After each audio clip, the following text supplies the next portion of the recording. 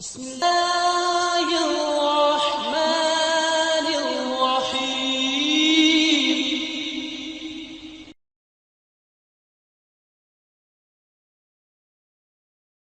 ونستعينه ونستغفره ونعوذ به من شرور أنفسنا ومن سيئات أعمالنا.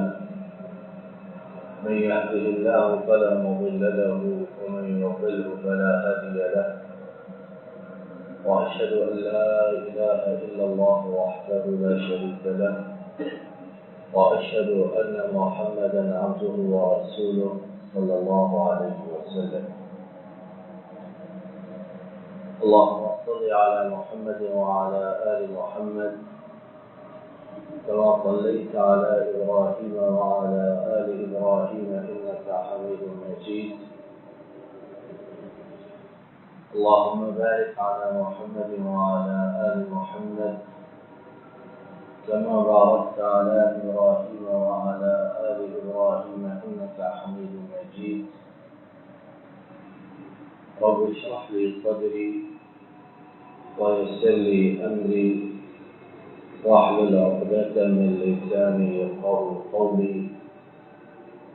اللهم انفعنا بما علمتنا وعلمنا ما ينفعنا وزدنا علما. سبحانك لا علم لنا إلا ما علمتنا إنك أنت العليم الحكيم. أعوذ بالله من الشيطان الرجيم. بسم الله الرحمن الرحيم.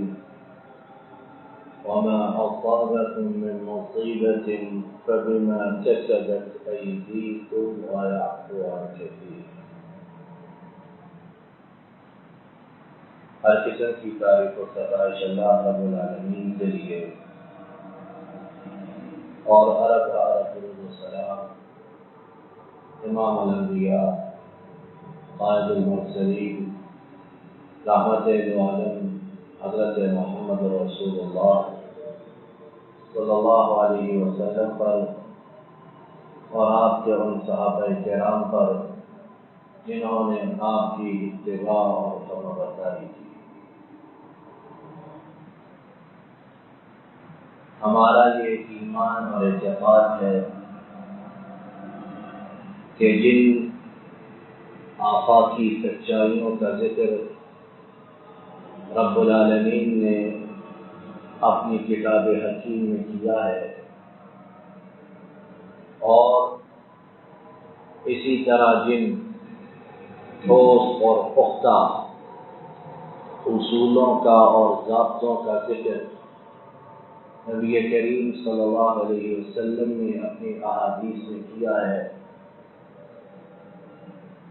دنیا ادھر کی ادھر ہو جائے، زمین و آسمان اپنی جگہ چھوڑ دیں، لیکن اللہ اور ان کے رسول صلی اللہ علیہ وسلم کی بتائی ہوئی باتوں میں رتی برابر کوئی شک و شبہ، کوئی ہیر پھیر، کوئی اونچ نیچ، کوئی اگر مگر اور چونکہ چنانچہ کی گنجائش نہیں ہے.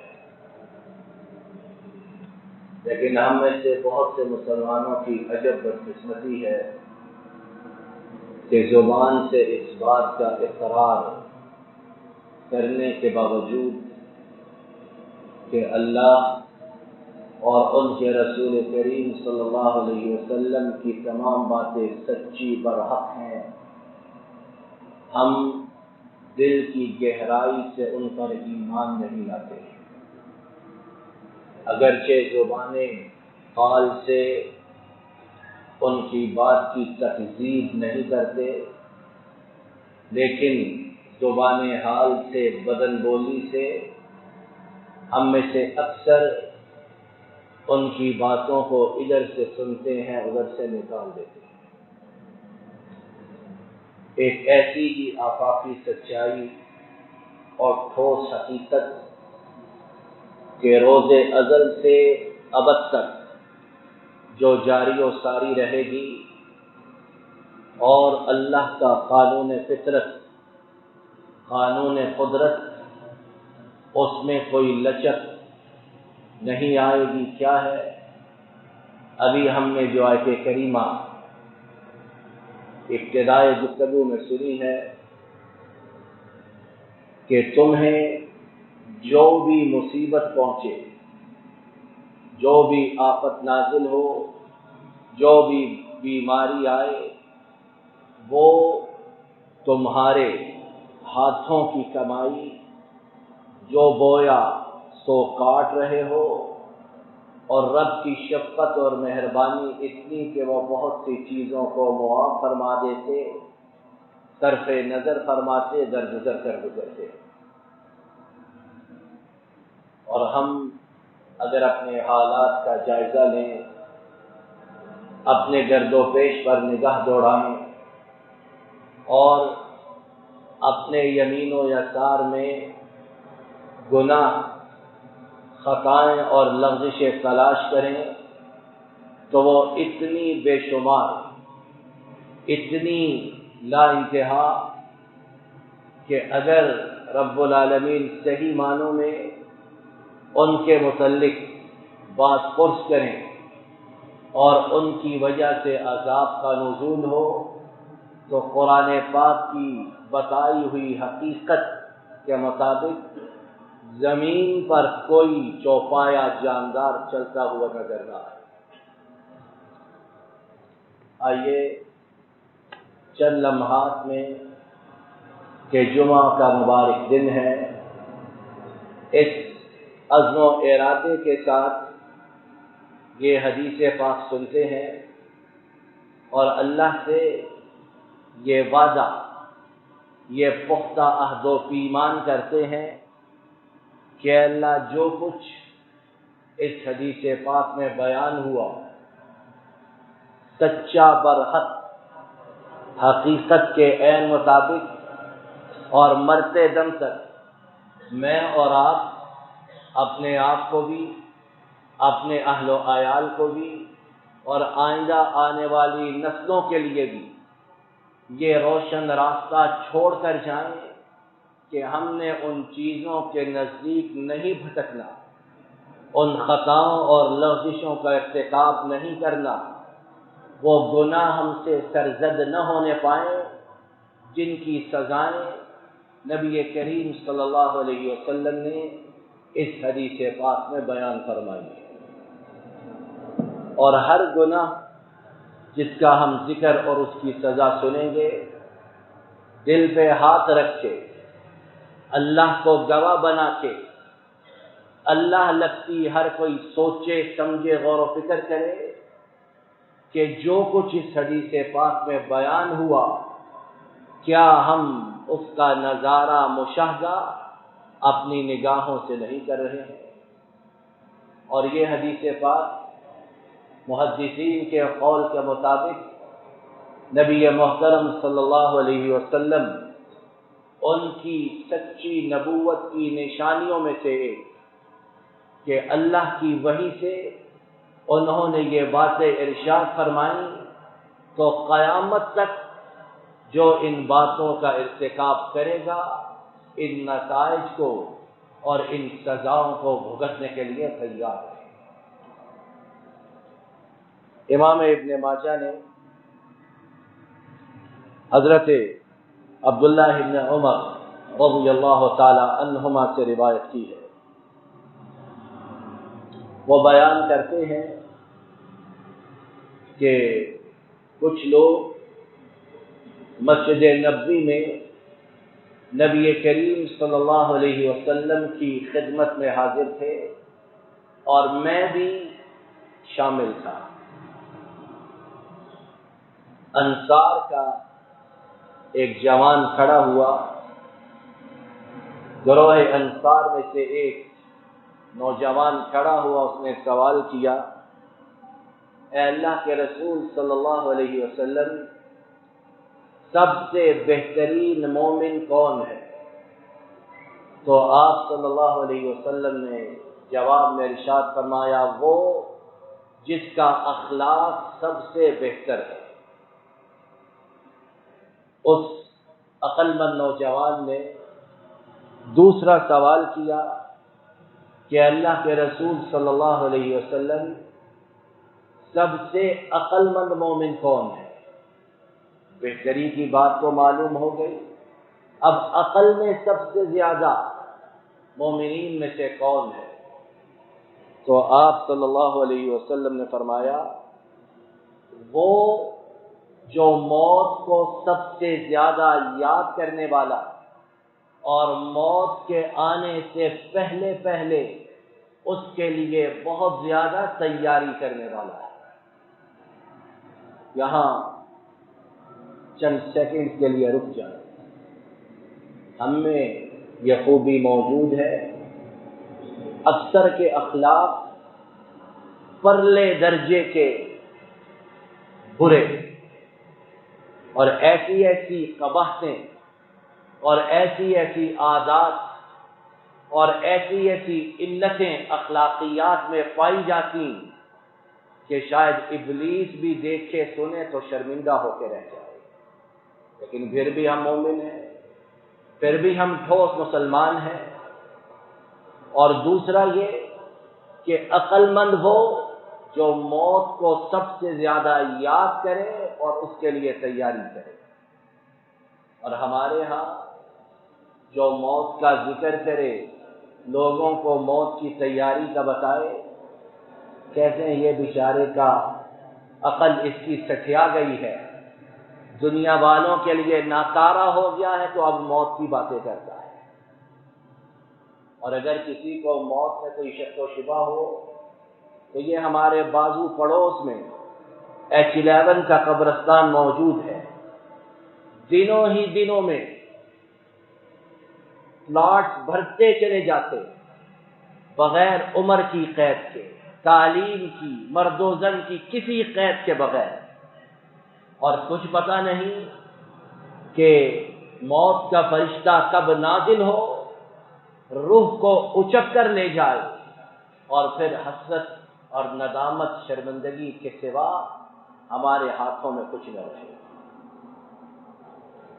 تو دوسرا سوال جو کیا گیا کہ عقل مند ترین مومن کون، تو نبی رحمت صلی اللہ علیہ وسلم نے اس کے جواب میں یہ بات ارشاد فرمائی. اس کے بعد وہ نوجوان بیٹھ گیا تو آپ صلی اللہ علیہ وسلم لوگوں کی طرف متوجہ ہوئے. اور جب آپ صلی اللہ علیہ وسلم کوئی بات متوجہ ہو کر فرمائیں، اپنے رخ زیبا کو لوگوں کی طرف موڑ کر فرمائیں، تو وہ بات کتنی زیادہ ضروری اور اہمیت والی ہے. دفاتر میں سیکشن آفیسر اپنی کرسی کو گھما کر پوری طرح سائل کی طرف منہ کر کے بات کرے، بیچارے سائل کے 14 طبق روشن ہو جاتے ہیں کہ پتہ نہیں کیا دھمکی دینے لگا ہے. اور ہمارے ہاں سیکشن آفیسر یا اوپر سے نیچے تک 1 منٹ کا بھروسہ نہیں.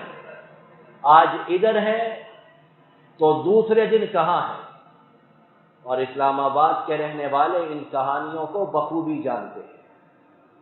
تو جب نبی رحمت صلی اللہ علیہ وسلم لوگوں کی طرف متوجہ ہوئے تو نتیجہ کیا معلوم ہوا کہ سنبھل جاؤ، تھم جاؤ، خبردار ہو جاؤ. ذہن، دل، تمام حواس کو مجتمع کر کے ان باتوں کو سنو اور رگو پے میں اتار لو. آپ صلی اللہ علیہ وسلم نے گروہ مہاجرین کو مخاطب کر کے ارشاد فرمایا. اور گروہ مہاجرین کو کیوں؟ خاص طور پہ کہ وہ اسلام میں سبقت لے جانے والے، اسلامی تعلیمات، ارشادات، فرمودات سے سب سے زیادہ آگاہ، نبی کریم صلی اللہ علیہ وسلم کے عسر و یسر کے، خوشحالی اور تنگی کے ساتھی، تو بطور خاص انہیں مخاطب کیا.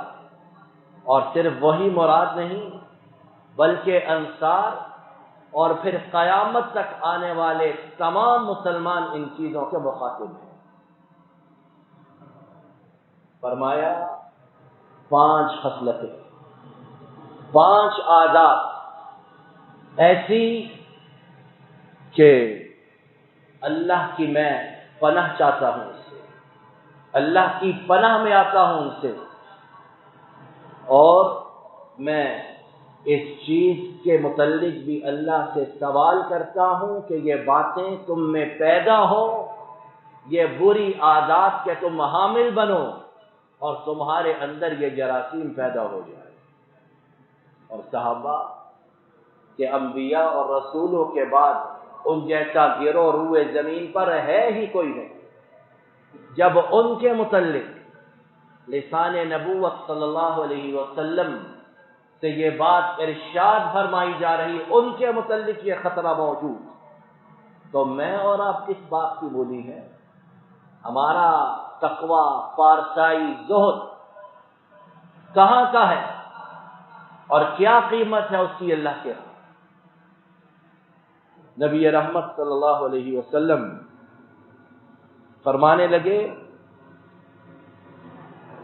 جب بھی اب پہلی خصلت کو بیان فرمائے اور 1 2 3 میری طرف سے اضافہ بات کو سمجھنے کے لیے، گننے کے لیے اور یاد رکھنے کے لیے فرمایا، جب بھی کسی قوم میں بدکاری، حرام کاری، زنا وہ پھیل جائے، منتشر ہو جائے، وبا عام ہو جائے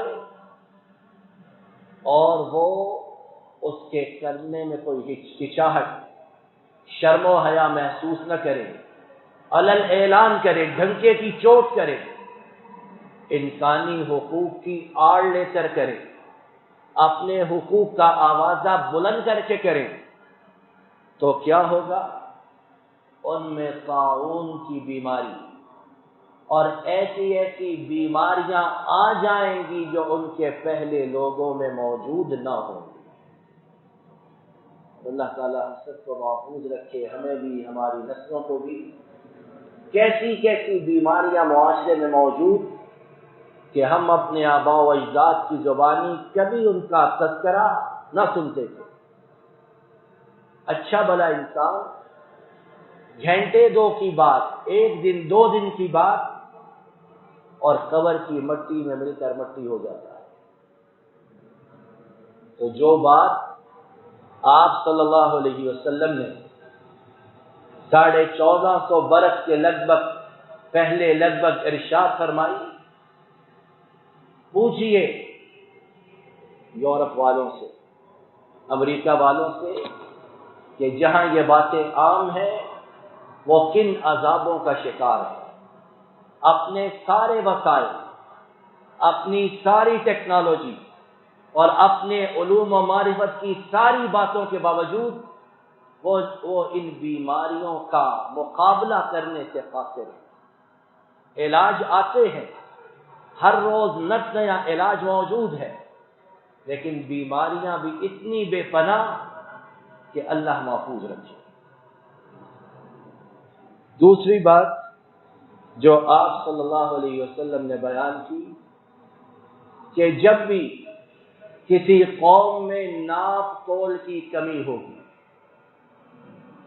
شعیب علیہ السلام ان کی قوم کو یہ بیماری ناپ تول کی، رب کا عذاب آیا، نیست و نابود ہو گئے۔ تو اگر ہم بھی وہ کرتوت کریں، ہم میں بھی یہ بیماری موجود ہو، تو ہماری اللہ سے رشتہ داری ہے کہ اللہ کا عذاب نہیں آئے گا۔ اور اتنی بے ایمانی کہ ایک معمولی مزدور سے لے کر اوپر تک جس کا جہاں بس چلتا ہے وہ قطر نہیں چھوڑتا ہے مگر جسے رب محفوظ رکھے۔ اور ہمارے معاشرے میں کہا جاتا ہے کہ شریف انسان وہ ہے جسے بے ایمانی اور کرپشن کرنے کا موقع نہ ملے، وگرنہ جسے موقع مل جائے وہ تو اگلی پچھلی کسریں نکال دیتا ہے۔ تو فرمایا جس قوم میں یہ لعنت بیماری پیدا ہو جائے کہ وہ ناپ تول میں کمی کریں، تو کیا ہوگا؟ قحط سالی کا شکار ہوں گے، بھوک افلاس آئے گا، اور اس کے بعد ان پر اللہ تعالی ظالم حکمرانوں کو مسلط فرما دے. یہ باتیں موجود ہیں کہ نہیں؟ دہائیاں دیتے پھرتے ہیں مہنگائی کہاں چلی گئی.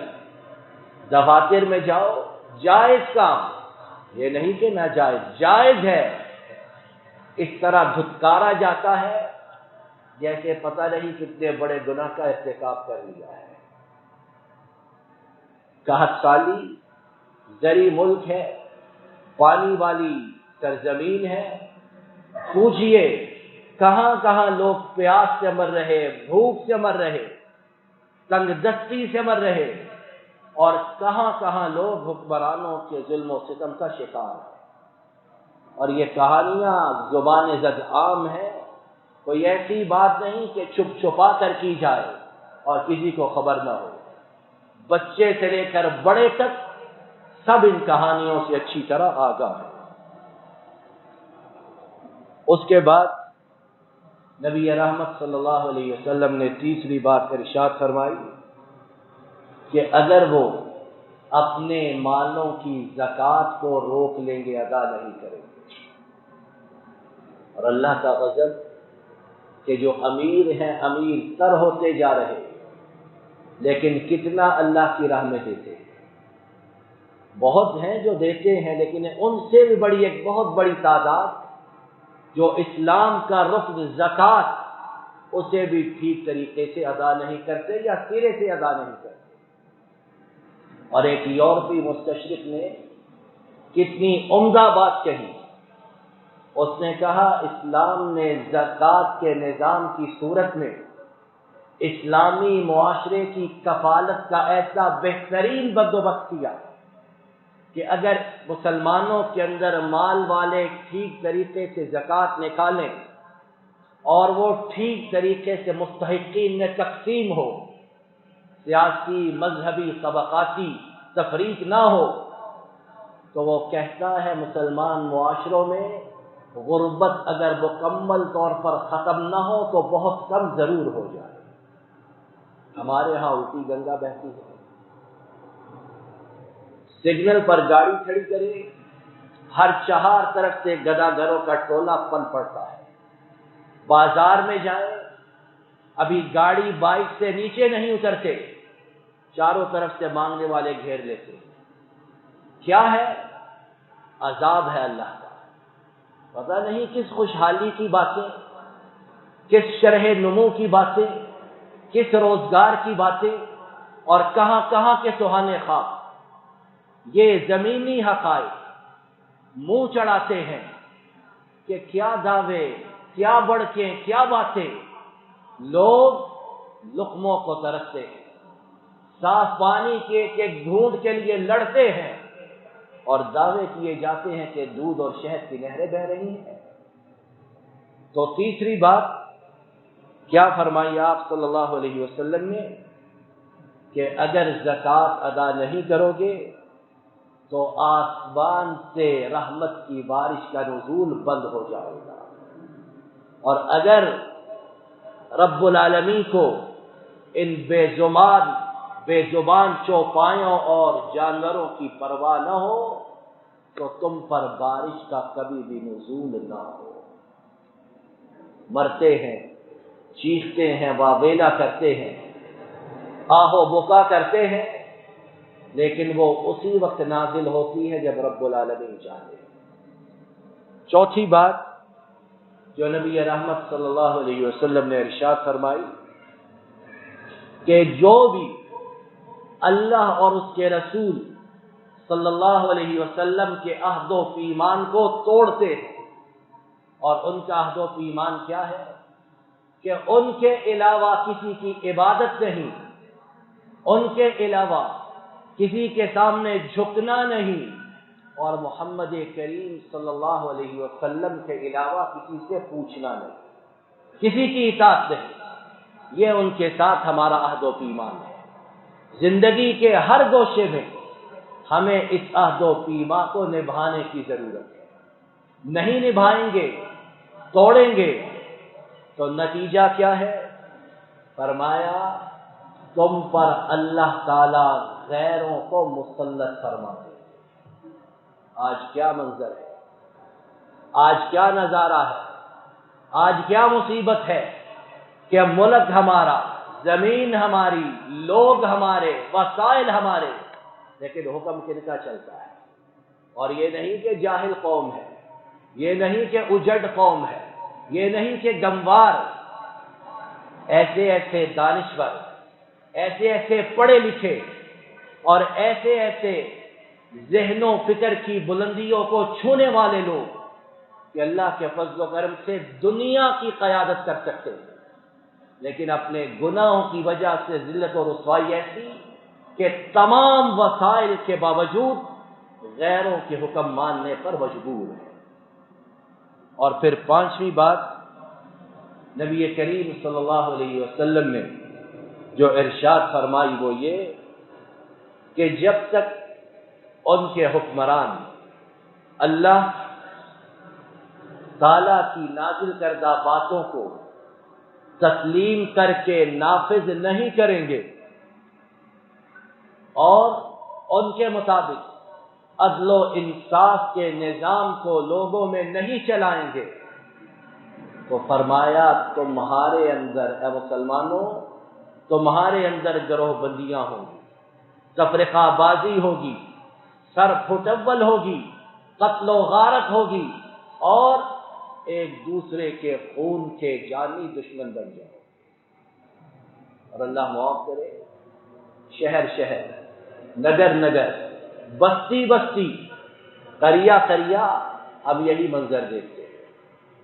بھائی، اور آج کل فی زمانہ گھروں کے اندر جو سیاسی تقسیم موجود ہے اتنی کہ اس کی وجہ سے گھروں میں طلاقیں واقع ہو رہی ہیں، اس کی وجہ سے باپ بیٹے سے، بیٹا باپ سے دور ہو رہا ہے، اتنی چپکلش گھروں کے اندر کہ اللہ کی طرح۔ وجہ کیا کہ ہمارے نبی کریم صلی اللہ علیہ وسلم غلط نہیں فرماتے کہ جب اللہ کے نازل کردہ نظام کو نہیں مانو گے، اور 75-76 سال سے ہم جو تجربات کر رہے ان کا منطقی حتمی نتیجہ یہی کہ آئے روز لوگوں میں خلیج بڑھ رہی ہے، نفرتیں، کدورتیں، بغض و عداوت اضافہ ہو رہا، اور اس وقت تک یہ ختم نہیں ہو سکتا جب تک کہ اللہ کے اتارے ہوئے نظام کو ہم زندگی کے ہر شعبے میں اپنا قائد اور امام تسلیم نہیں کر لیتے۔